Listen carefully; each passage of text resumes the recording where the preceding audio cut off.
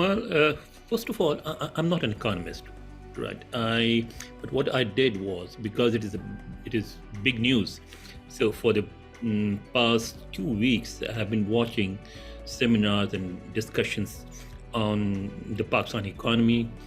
The participants included prominent economists like Atif Mian, like Miftah Ismail, and others. The former state bank governor, a deputy governor, Shabbarzadi Saab, and I've been reading posts by economists on the economic situation in Pakistan. I've been reading articles and all those things.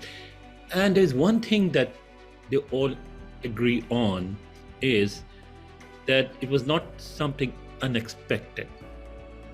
It was not, it was something they all said that those who know Pakistan and who know a little bit of economics, they knew it was coming. And above all, the government of Pakistan, rather previous governments as well, they all knew, but they didn't do anything to stop it. They say that a country that has been living beyond its means for so many years, for almost say 70 plus years, had to one day come to this. Okay, and the basic flaw, according to those experts, the basic flaw in our planning was that we almost entirely dependent on our strategic location.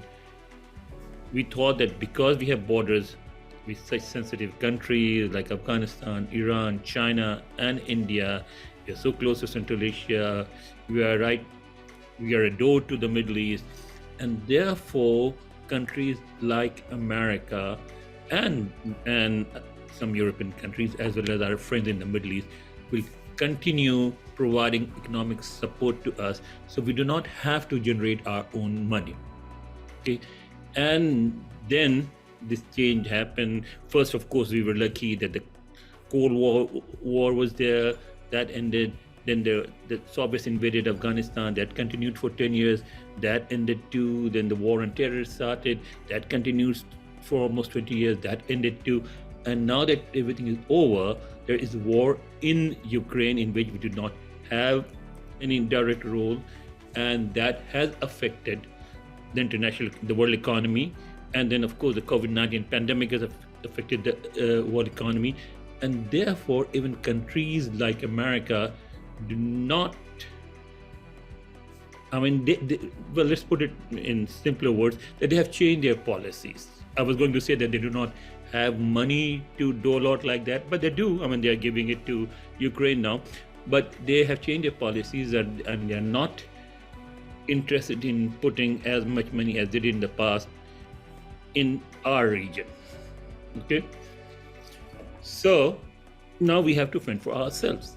And as Atif Mia, one of the most prominent development economists, he said in his talk 2 days ago that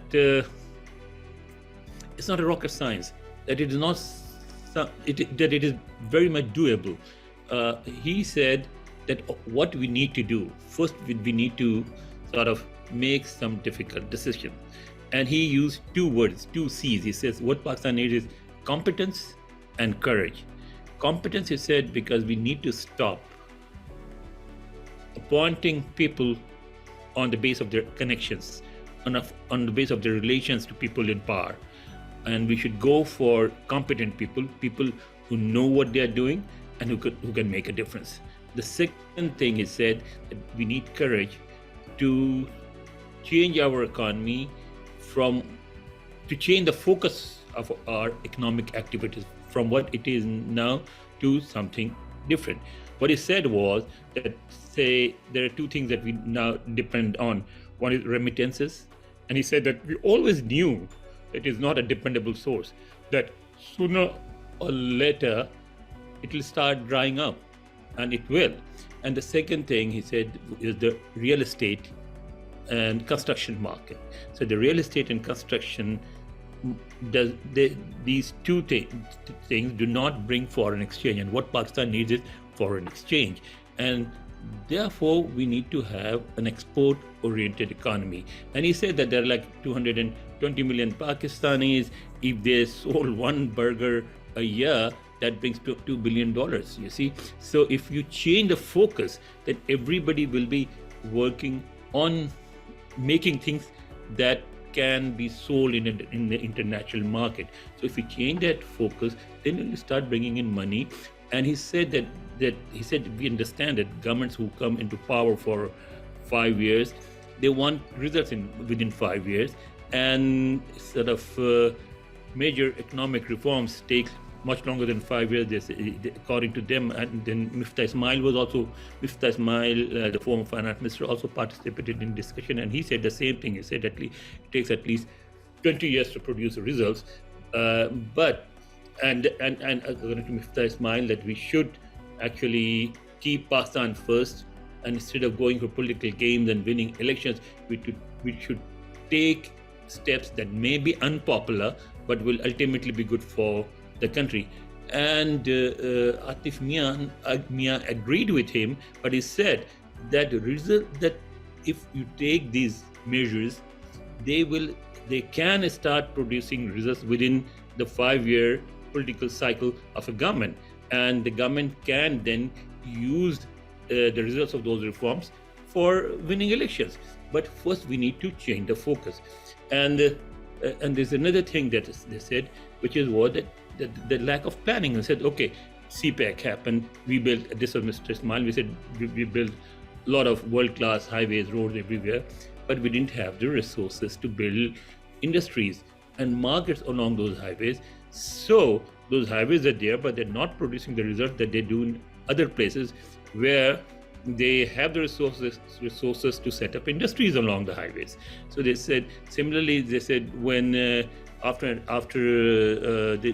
during the COVID pandemic, Pakistan did in a way benefited from it by making textile goods, because other countries were not doing so. And we could have kept those customers, but we could not, because we didn't have electricity for the countries that were making those goods. And because of that, when the pandemic ended, the business went back to wherever it came from.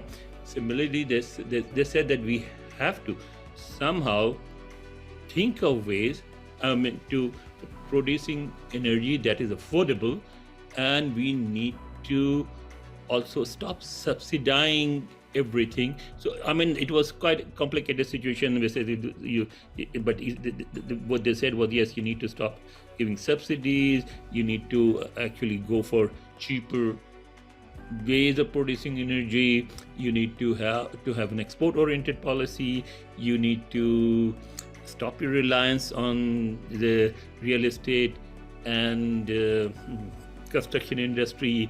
You have to change your even foreign policies that focus more on commercial relations than strategic ties. And these things are not happening. And there were 2 points that all the participants in all the discussions I attended, they said they said they were actually more important than any other argument that they put forth. And one was that a country, above all, needs to provide security to its people and to potential investors. If you do not have security, if you have a law and order situation, nobody will come and invest. And number one.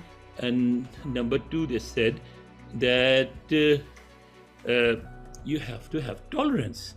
Said there are Pakistani people living abroad who can make a difference, but they do not want to come because they are targeted on the basis of their religious affiliations, on the basis of their ethnic background. So if an investor comes and he's killed because he's a Shia, or he's a non-Muslim, or he is a Punjabi speaker or Urdu speaker or a Pashto speaker, then he will not come. So we have to actually somehow create an environment which is tolerant, which does not discriminate against people on the basis of their faith or the color of their skin or the language they speak. And we have to provide complete total security to all those who wanting to invest. Unless we do take these measures, we are not going anywhere.